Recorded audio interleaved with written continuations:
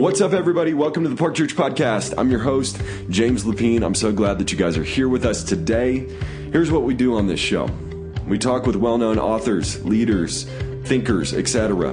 We take their thoughts and ideas and we distill those down into practical next steps that you can incorporate into your everyday life. We take the theory, we make it actionable.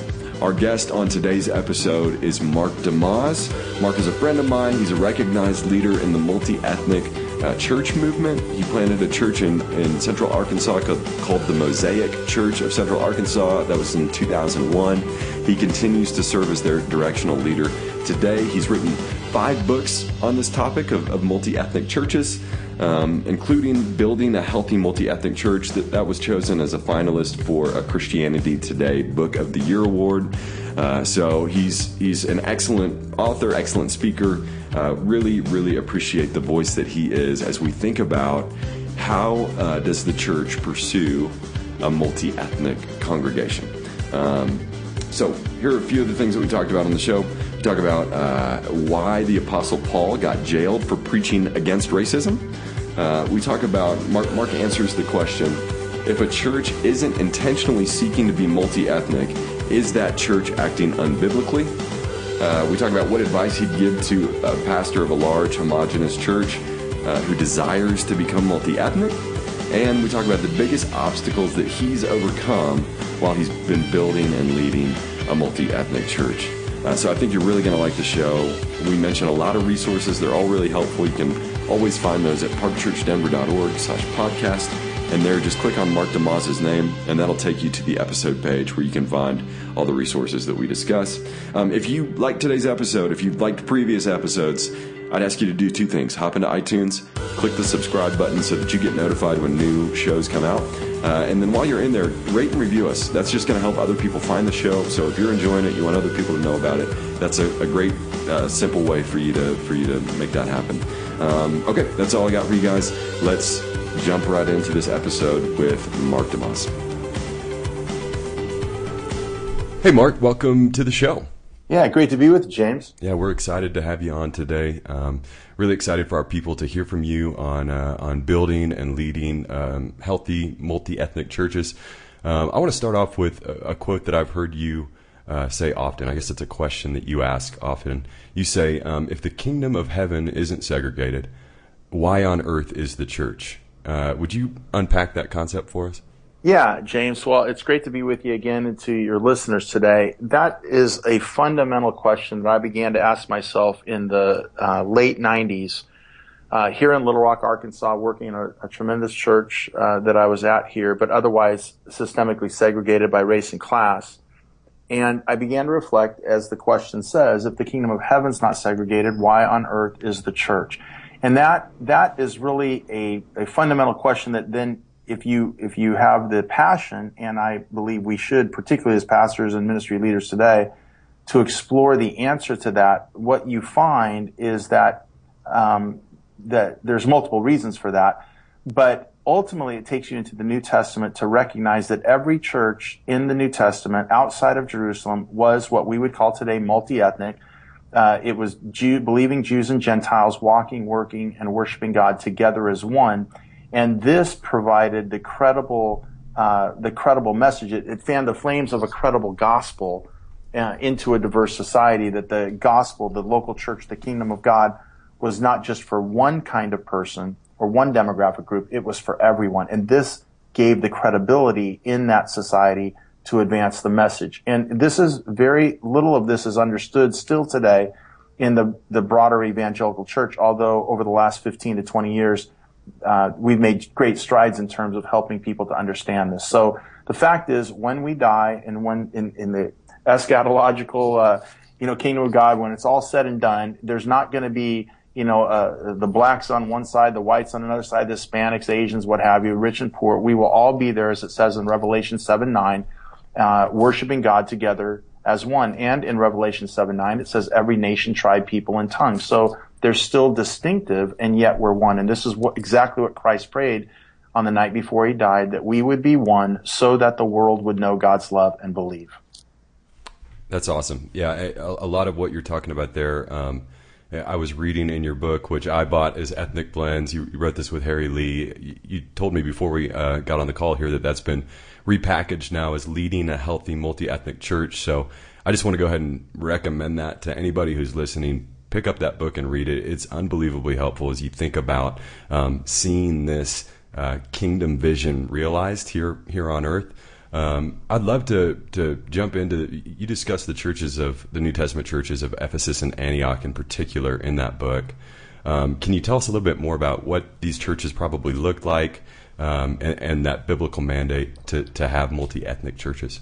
Yeah, absolutely. Well, it is a biblical mandate in that this is exactly what Christ envisioned, Luke describes in the book of Acts, and Paul prescribes throughout his writings for the church, namely that the gospel, the church, kingdom of God is for all people, not just for one. And when you that, particularly to get to Antioch and Ephesus, like you're talking about, you have to understand this biblical mandate. So very quickly, on the night before Christ dies, he envisions a church where diverse people will walk, work, worship God together as one. He prays very specifically, John 17:20 through 23, that we would be one. And in that passage are Greek hina clauses that basically say, if we will be one, but if I'm praying that, Christ said this, if they will be one, meaning everyone who comes after the disciples, meaning the church, if we will be one, but I can't guarantee we'll be one, but if we will be one, he says, the world will know God's love and believe. And so this is the greatest evangelistic tool given to the church by none other than Jesus Christ, is the unity of diverse believers walking, working, worshiping God together as one. Christ envisions the multi-ethnic church the night before he dies. What happens then is Luke, who's a disciple of Paul, throughout the book of Acts, therefore, he begins to tell you the story of how you move from the Great Commission from Jerusalem to the uttermost parts of the world, not just with the gospel, but with a believable or credible church. And so as he goes through that, of course, in our time on a podcast, I talk about this in the book, so won't go into it all here. But the point is that in the church at Jerusalem, this is largely and predominantly a homogeneous church. These are Jewish people in Jerusalem who are saved at Pentecost and form the initial church. But very quickly by Acts 6, they run into division of language and had to overcome that. Persecution comes to the church at Jerusalem, Acts 8 and beyond. And in Acts 11, we're told that persecution drives this church out of Jerusalem. By the way, that's a great study, James. God looked in the eyes of these men, Peter, James, John, and said, go, and they never went. They stayed in Jerusalem by and large for most of their ministry. We have to ask why they did that. And the reason is it's the explosive growth at Jerusalem led to internal focus. And that's what often happens in the American church. We're looking for explosive, homogeneous growth, but that more often than not leads to internal focus. So God said go, they said no, he persecutes them, drives them out. And when you get to Antioch, Acts 11, it says that the believers that were scattered there through persecution came to Antioch, and for the first time in history, not only shared the gospel with Jewish people, but also with the Gentiles. And 3 times in the next 6 verses, Acts 11:19 through 26, you read that large numbers of people are getting saved, just like they were in Jerusalem, but it's a different kind of number. It's a diverse group of people.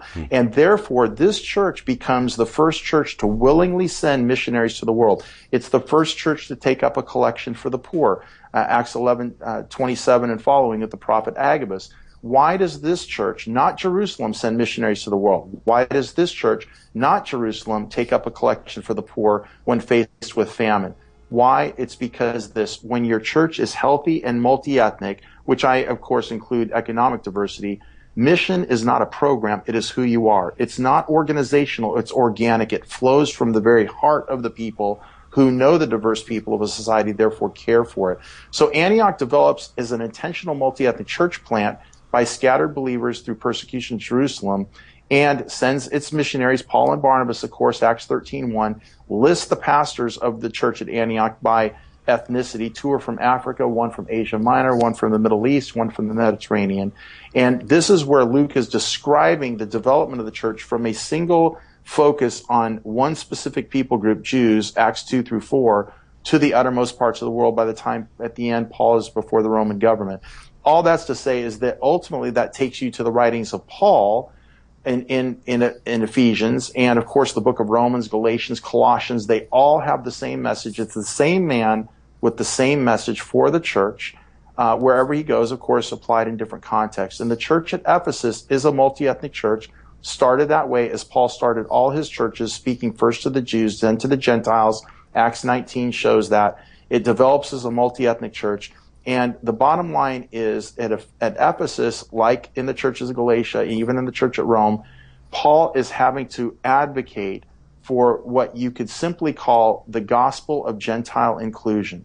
The Jews had no problem at all listening or thinking that perhaps we got this wrong with Jesus, understanding what we would call the gospel today, what we preach, that is the atonement of Christ, death, burial, resurrection. That is the gospel, and that's what Paul preached. But what most people don't realize is that, if I can say it like this, there's actually two gospels in the book of Romans, for instance, and this plays into the Ephesians and the other churches as well. In Romans 16:25, have your listeners go to Romans 16:25, where Paul says, and he prays for the church. He says, I pray for the church, and he says that you'll be established by my gospel and the preaching of Jesus.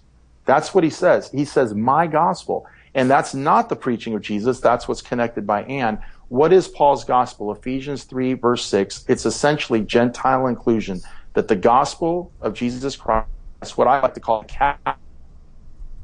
capital G gospel, because the word gospel just means good news. But the capital G gospel, meaning the redemption of Christ, that gospel, the local church, the kingdom of God, is not just for the Jews, it's for everybody. This was Paul's life, it's his message, it's his heartbeat. He even calls this idea his own gospel, his own good news, built off the capital G gospel. And we know all this because in Acts chapter 21, 22, when Paul is arrested in the temple, he gives a speech before the Jewish people. Of course, he's arrested in the temple for what they said. They believed he brought a Gentile into the Jewish court.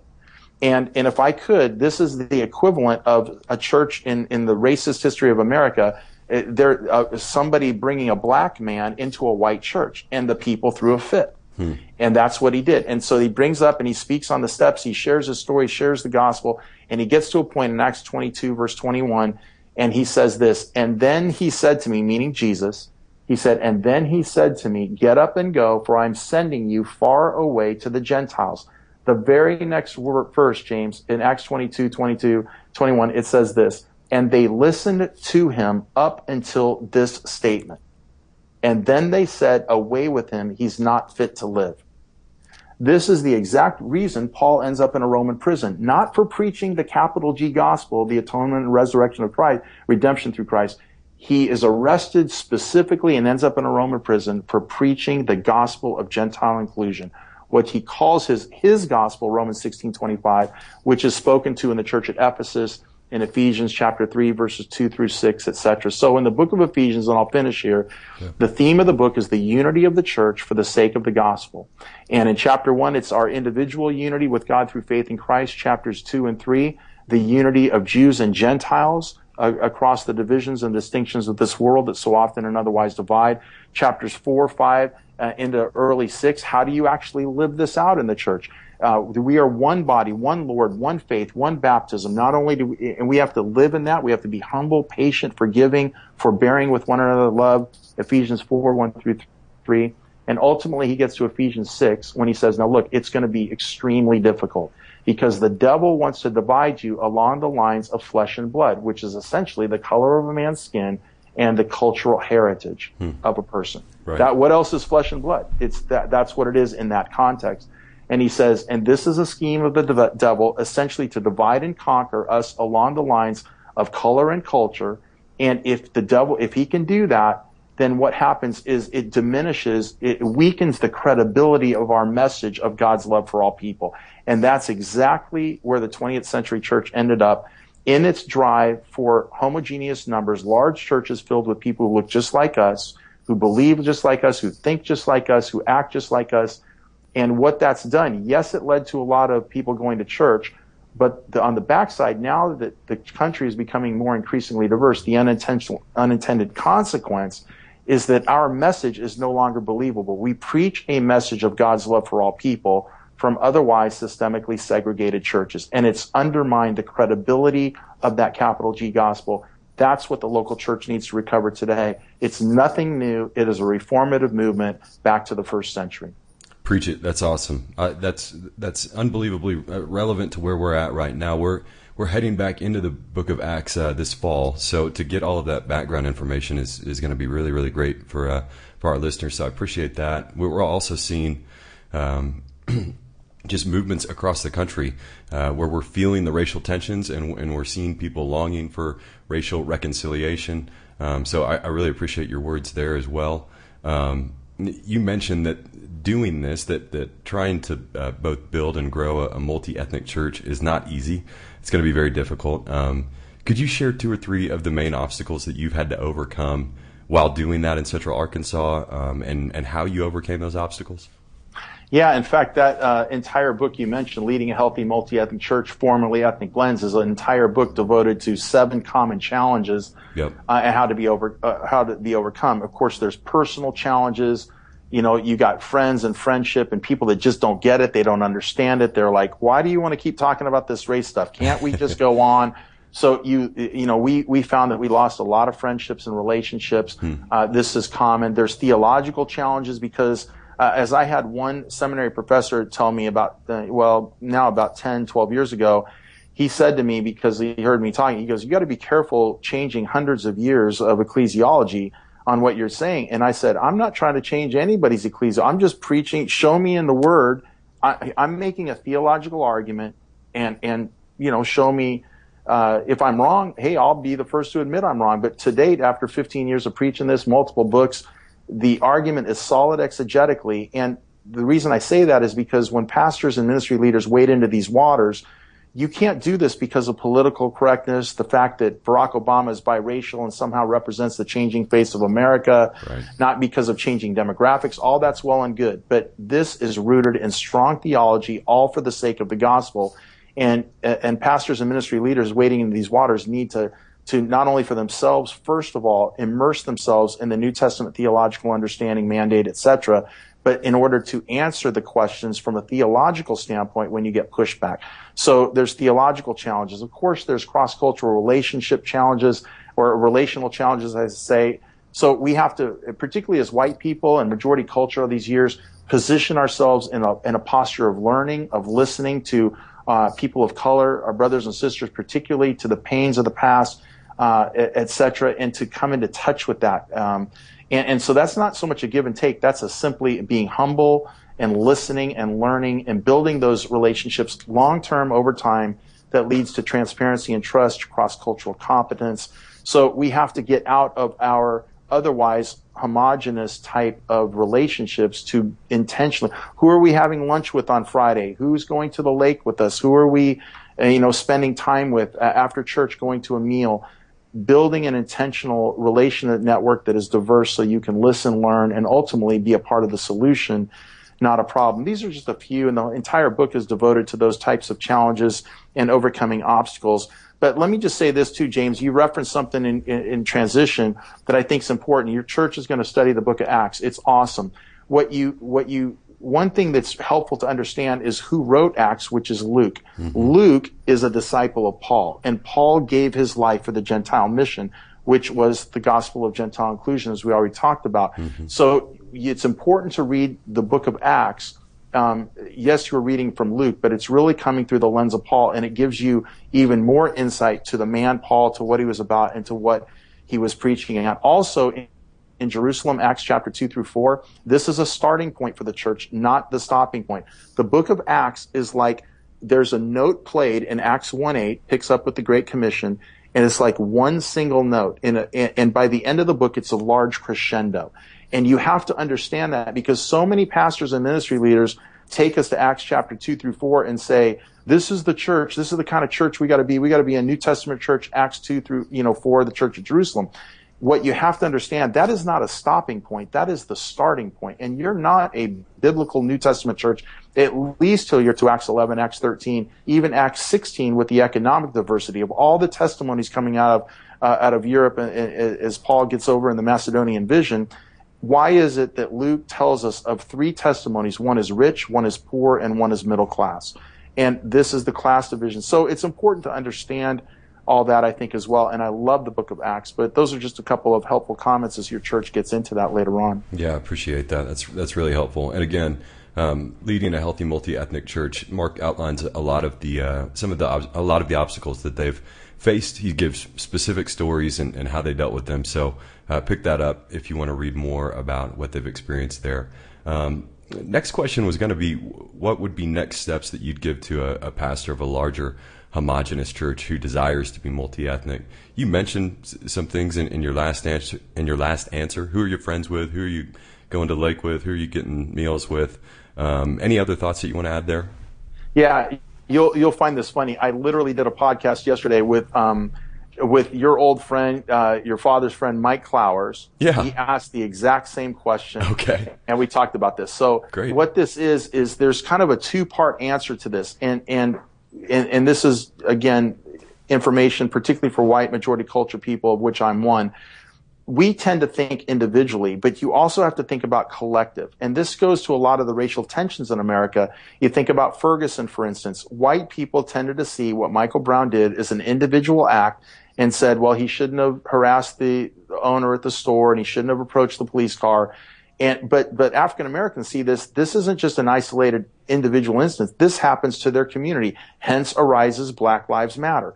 So all that's to say is that you have to realize in asking a question like that, or even thinking about this issue, that at once there's an individual response and there's a collective response for the church. So on the individual response, what do we do? You cannot build a healthy multi-ethnic church unless you first have a healthy multi-ethnic life. And that's the kind of stuff that talks about who are you hanging around? How are you widening your influence? Take a look at your Facebook page, your Twitter account, your Instagram. Just go through there and see how many diverse people are on that account. Take away your family, from that and look. I mean, I've had people do that and they'll end up with all white people or all black people. That's not the way you build a healthy multi-ethnic life. And to navigate not only in our time, but for our children and now me as a grandfather for my grandchildren, you've got to learn, particularly as white people, to navigate a diverse world the way people of color have had to learn that for a long time in the United States, or you're not going to be effective, particularly with the gospel, moving it forward in a diverse society. So you've got to build a healthy multi-ethnic life on the individual side.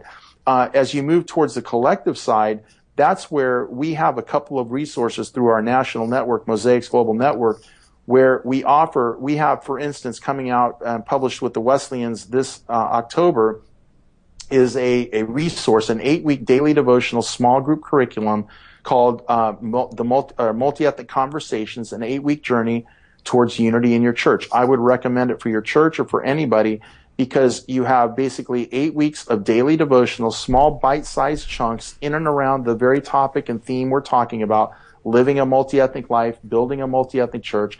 And then, of course, at the end of 7 days where you've done some private reflection, you come together with a diverse small group to interact about that. We have churches all over this country, entire denominations using that resource. That's why it's now being published by a national publisher. And this is a very tremendous way to bridge the gap, if you will, between the individual response and moving towards the church. So look for Multi-Ethnic Conversations coming out by Wesley Publishing House this October. It's actually available on our website, mosaics.info, mosaix.info right now in our online store. We've self-published that, and it'll go to Wesleyans in October. That's a bridge. Then the third thing I'd say for the church collectively, and particularly for pastors and ministry leaders, is 2 quick things to begin to move your church towards this. One is you have to begin to empower diverse leaders, not only lay leaders, but people in key leadership positions, even into the pulpit, elder board, etc. of your church. This isn't hiring by quota. This is about being intentional for the sake of the gospel and to establish a diverse church. Acts 13:1, as we've already talked about, the 5 main leaders at the Church of Antioch, 2 from Africa, 1 from the Middle East, 1 from Asia Minor, 1 from, who did I leave out? Africa, Mediterranean. Yeah, exactly. Yep. So we have this, and we have this already modeled in the New Testament. If you're going to have a healthy multi-ethnic church, you've got to model that healthy multi-ethnic relationships and leadership sharing and power sharing, if you will, authority, responsibility from the top. So empowering diverse leaders is a super important key step for to move towards diversity in your church. It's a put your money where your mouth is kind of credibility thing. The other thing I'd say real quickly and finish with is that you have to understand the difference between assimilation and accommodation. Most churches and people would say today in America, we would love to have more diverse people attend our church. And they sincerely believe that, and they really mean it. But what they really mean when they say that, and they don't think deeply about it, what they're really saying is we welcome diverse people as long as they like it the way we do things. Yeah. And that's assimilation. So essentially you're asking the minority, it could be a white person going to a black church. In that setting, the white person would be a minority. You're asking the minority to check their culture at the door and to embrace this other culture. And as long as they do that, we're one big happy family. But accommodation is the way you build a healthy multi-ethnic church. And that's when the majority culture of a church and leadership shifts in form and practices to welcome the other, as it were, and not their theology. You don't adjust your theology. I get that. I'm not even promoting that. But what you do, for instance, nowhere in the Bible does it say that we have to use a guitar every Sunday or a B3 organ every Sunday. So sure. You could have a little gospel music one Sunday. You could have a little contemporary Christian or passion type music. And so to what degree what about bilingual or trilingual signage in the church? Why are all the slides in English? So there's a lot of things that we do to accommodate, to demonstrate our heart for the other that churches should practice. So we, the majority culture of a church in terms of leadership, background, etc., we begin to make accommodations to welcome the other. And essentially, we are the ones who are adjusting to welcome, not the other way around. So beyond that, I just say in my first book, Building a Healthy Multi-Ethnic Church, we talk about 7 core commitments of a healthy multi-ethnic church, like embracing the dependence of God, taking intentional steps, again, empowering diverse leaders, building cross-cultural relationships, gaining competence, promoting a spirit of inclusion, and ultimately mobilizing for impact. It's not at all about getting a bunch of diverse believers into a room and singing Kumbaya. It's about turning the power and the pleasure of God that uniquely dwells in that type of unity and diversity, turning it outward to bless the city, to fulfill the Great Commission, expand the gospel, grow the kingdom, and do good works, advance the common good. And we do that when we work in unity, in diversity, in a very unique way. So those are some of the things I'd say. You move from a continuum of dealing with this at an individual level all the way to dealing with it at a corporate or community level. Totally. Yeah. That's super helpful. Thanks for that.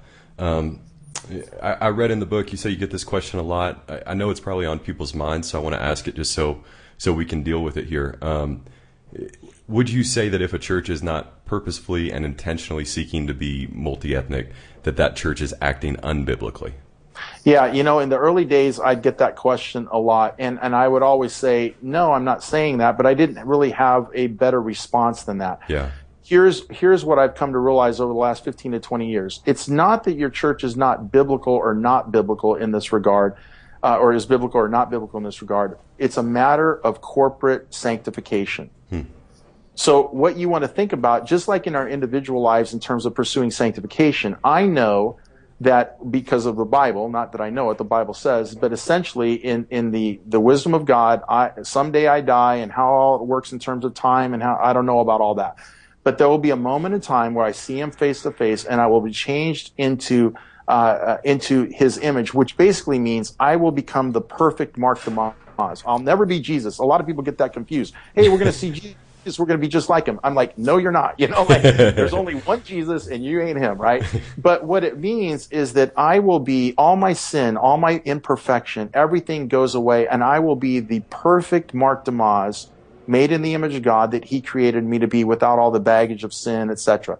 That day is coming. We know it biblically. Well, likewise, we know that where the corporate body, the bride of Christ, the corporate church, or the universal, capital C church, eternal church, is going to end up as well. And that's revealed in Revelation 5 and particularly Revelation 7:9, as we mentioned earlier. Every nation, tribe, people, and tongue in the same room, so to speak, in the same body, part of the same bride, worshiping God I would say walking, working, worshiping God together as one. This is the intended future of the church, which goes all the way back to the beginning when we said, hey, if the kingdom of heaven is not segregated, why is the church? Yeah. So if you realize that's where the church is headed, then you would ask any pastor that would somehow be reluctant in this regard. If I was in your church, let's say, James, you're a pastor, I say to you, hey, James, you say to me, well, hey, Mark, how you doing in your spiritual life and growth? What I would say, well, James, I'm doing pretty good. In fact, I'm pretty much done.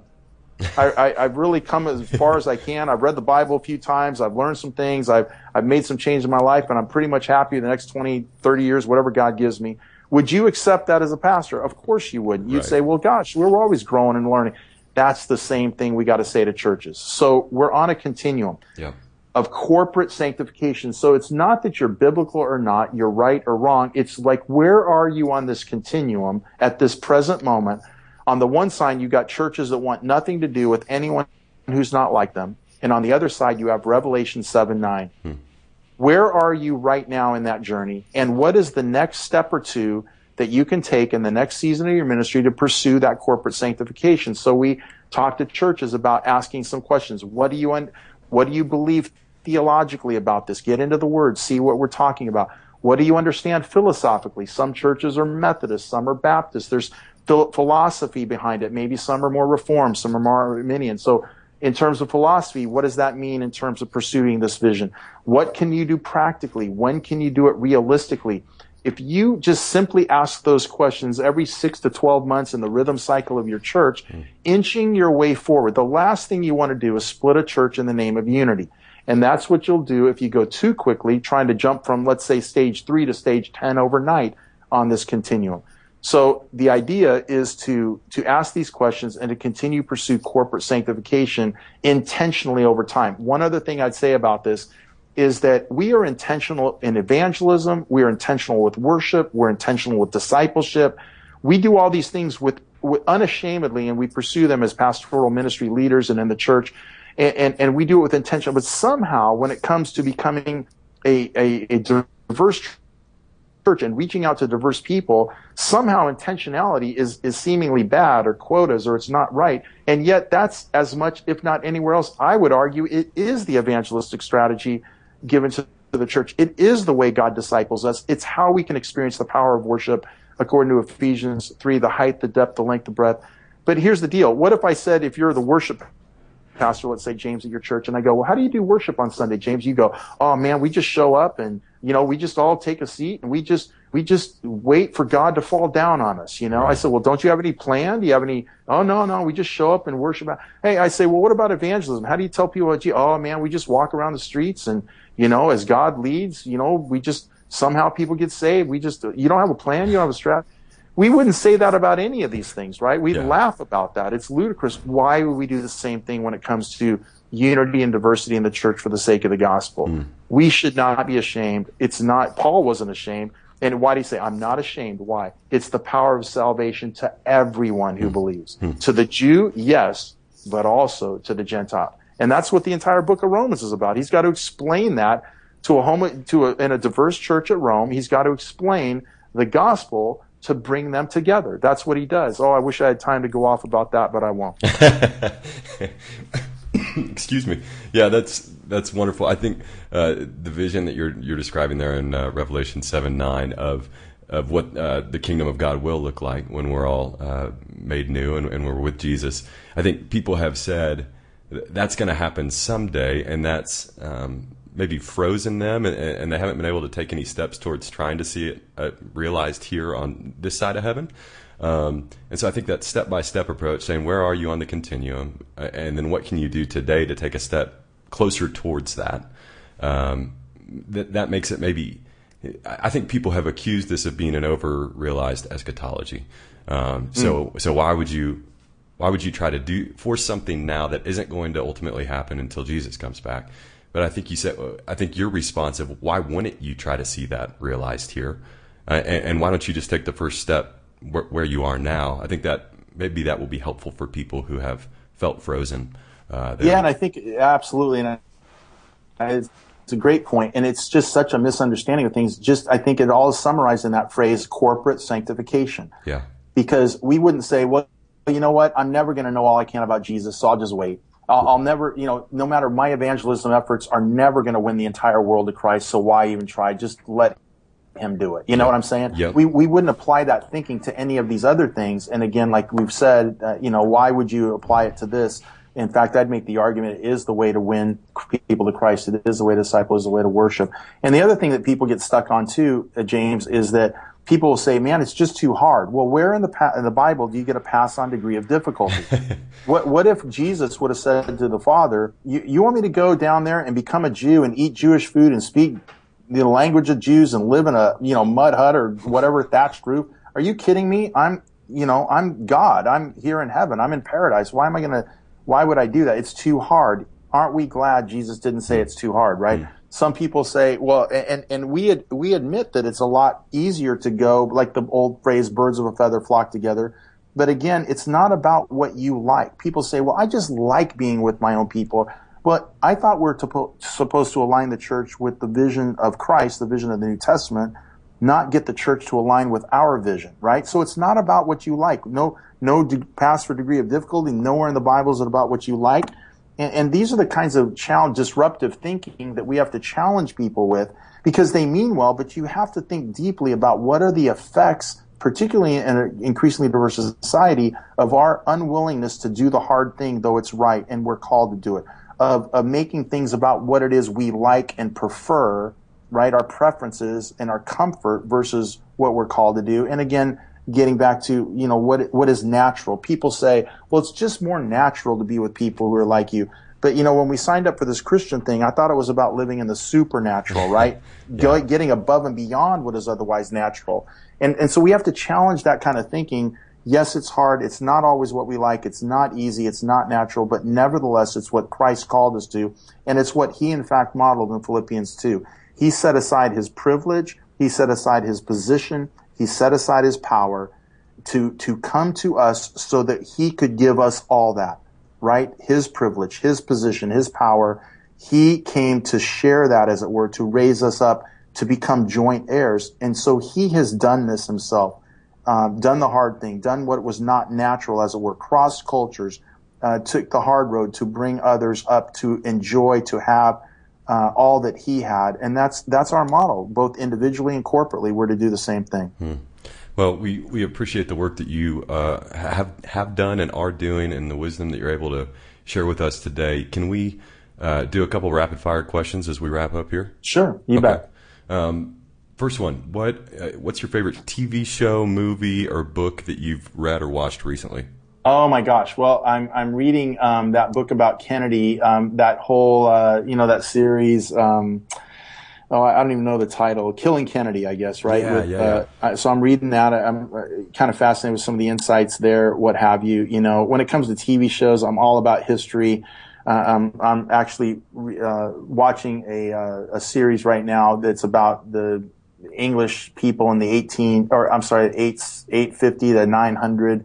So I like just a lot of history stuff, and so I'm totally into that. Okay, nice. Next question was going to be, what's the nerdiest thing that you're into right now? But I think you just told us what it is. Yeah, probably so. Like English history from 850 to 900. Yeah, that's it. Okay, great. And in your book, you talk about how you shepherded your people through the 2008 election, and just saying up front, hey, we're not going to be endorsing any particular candidates here.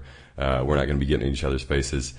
I would appreciate it. You don't have to tell me who you're going to vote for, but can you help our listeners think about this upcoming election season? Yeah, you bet. We don't, as a church, and personally, because of my position as well as our church, we don't endorse people, parties, or platforms. I think it's a huge mistake that Christians are making right now, particularly pastoral leaders around the country. And I'm just going to go to my Twitter account. It's been shared quite a few times since I posted it a few days ago, but yeah. I think you'll appreciate this. But I talk about that that people are going to look back, in my opinion, pastors, they're going to look back at this election and some of their outspoken statements, one way or the other, and they're going to recognize what a mistake that was. And here's the reason. A pastor, we are not pundits. Okay, if you were called to be a pundit, then go be a pundit. But if you've been called the pastor, pastor people. Now, someone would say, well, a pastor is a shepherd, and so we should be leading our people, etc., and all that. Yes, but we're to lead all people, not just some people. So here's what I said a few days ago on this. In the future, I predict well-meaning pastors will realize what a mistake it was to have abandoned peacemaking for punditry. And we are called the pastoral people. In our church, I've got the head of the state senate. She would be the closest thing to a Nancy Pelosi, what have you, in the state of Arkansas. She's been a member of my church 10 years. I've got a Republican governor appointee running one big agency in the state. He's also a member of my church, right? We have black, we have white. So what we do is focus on peacemaking. We have done messages with our people about how do you speak in a way that brings people together. So when you're on social media, Facebook, Twitter, whatever, the thing is that people play to their base, and everybody does this. So, like, I'm just saying, let's say you're a Republican, and you're all staunch Republican, and so you're putting on your face, and you're a Christian, and you're talking about, oh, how bad Hillary Clinton is, or whatever, that kind of stuff. Well, what happens? Who likes that on your Facebook page? All the people who think like you, right? You're not winning anybody from the other side. You're not, by making some argument like that, and or it could go the other way. You're all about, Hillary and against Trump. You're only playing to your base. And the likes and the thumbs ups and the shares come from people who already agree with you. Yeah. But all that's doing is further alienating the very people I would think you would want to win to your cause and side. So what we talk to our people about is how do you represent Christ in the midst of this? Because after the election, it's not about fear. The church is going to be here. Jesus is going to be here. And I don't want to be in a position, whether Trump wins or Hillary, that I've alienated half the people that I could reach with the gospel, because I'm not here to tell you who to vote for. I'm here to extend the love of Christ, to call you to the gospel, to call you to redemption. And yes, that has impact on our culture, but I've got to navigate that. It's not so much what we say, but it's how we say it. So let me leave you with this imagery. There are so many things. We could talk about LGBT community, etc., but here's an analogy. In my lifetime, I'm 54 years old, the winds have shifted. And we are, prior to it, and for most of the American history, the wind was at the back of the sails of the gospel, the church boat, if you will.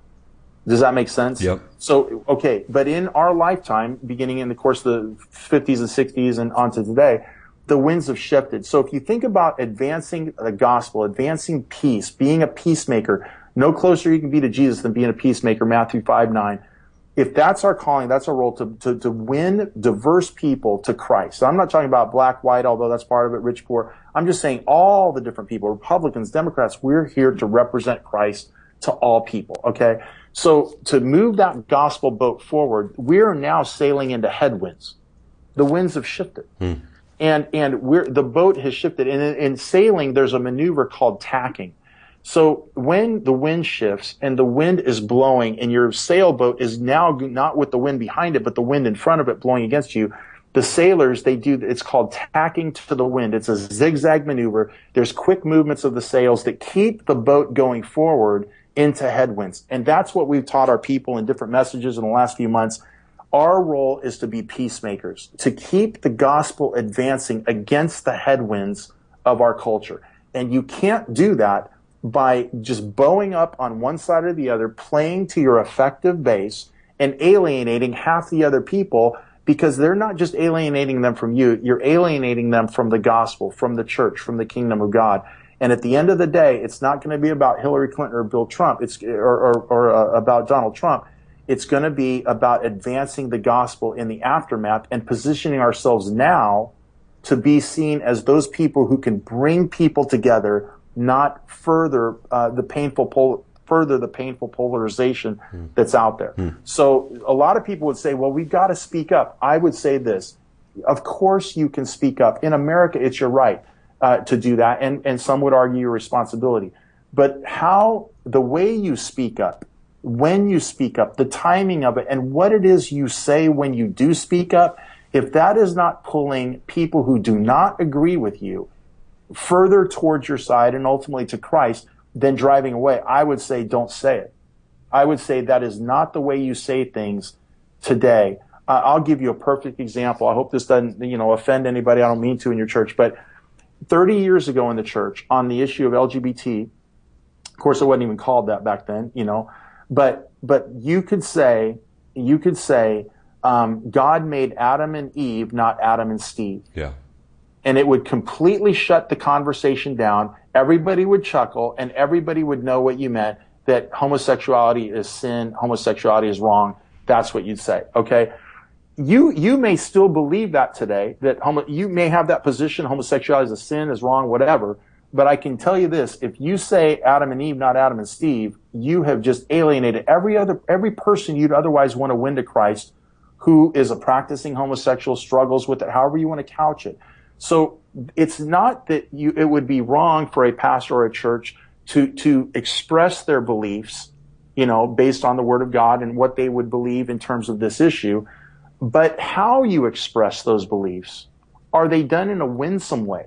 Are they done in a way that actually reaching into the very people, even if you say, well, don't you want to reach those people for Jesus, right? You see what I'm saying? So if you come out with Adam and Steve, not Adam and Eve, you're not reaching anybody and you're not fulfilling the work of the pastoral calling to advance the gospel, etc. So my point is, and I'm not giving up my position, although it's very well known. You can go on our line and listen to our sermons on it. We've given 4 in the last 3 years. But the point is that I'm saying, let's just say you are very much adamant about homosexuality being a sin. It's not wrong to say that, to state that, but how you say that needs to be done in a way that is making peace, that is advancing the gospel and seeking to reach into that community to bring the love of Christ and the peace of Christ to these hearts, not further alienate them from the gospel. Yeah, that's good. The lack of wisdom and discernment that we see on social media is pretty overwhelming. Yes. So that's a good word for all of us to hear, I think. Before you click that tweet button or that Facebook post, think about what you're saying and how you're saying it. So thank you for that. As we close here, tell people where they should go to find your work or to follow you or do whatever. Yeah, please do. You can, obviously I've written several books on Amazon, what have you. I don't really keep up my markdemaz.com blog, but really you just Google my name, Mark DeYmaz on Google. It'll pull up different articles, videos, books, resources. And you can see that. MosaicChurch.net, of course, is our church here. Mosaics, MOSAIX.info is our national network advancing the multi-ethnic church. And on that note, I would just say for your own pastoral staff, any other pastors we put on a national conference on the subject of building a healthy multi-ethnic churches every 3 years. This is our conference here, November 1st through 3rd, Dallas, Texas. We're putting on the 3rd National Multi-Ethnic Church Conference, 70 credible speakers, everybody from Matt Chandler, Ed Stetzer, to Sung Cha Ra, Kathy Kang, you name it. They're all there. And it's November 1st through 3rd, Dallas, Texas. The website is mosaics2016.com, MOSAIX2016.com. I would say for anybody, whether layperson or pastoral ministry leader, that has a heart for this, is thinking about this, you don't want to miss this conference. It's only $89 to attend, and you don't want to miss it because we only do it every 3 years. So MOSAIX2016.com is the information on that. That's perfect. And your name is Mark, DeYmaz, so when you're Googling that, you can find him that way.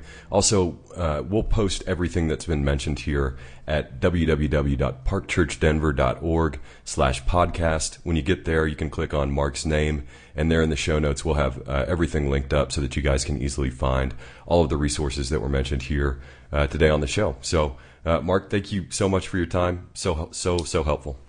Hey, James, great to be with you. And let me just say a personal note for your listeners. James grew up in my youth group, and his sister Amy was in my youth group, and his father is a great guy, Bob. So I got to just tell you, as somebody who's known your family and the kids for many, many years, I'm really proud of you, bro. Way to go. Thank you, man. Appreciate it.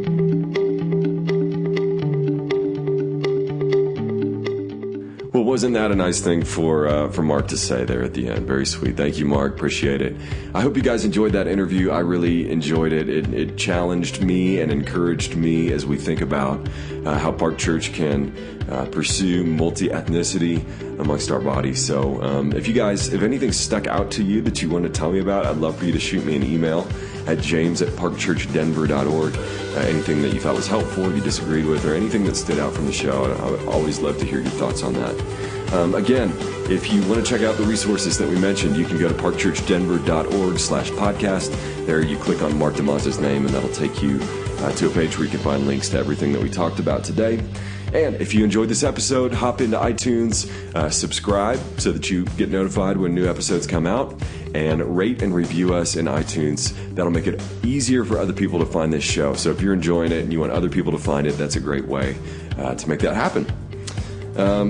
That's all I've got for you guys for this episode. Thank you again so much for listening, and we'll talk to you soon. Bye-bye.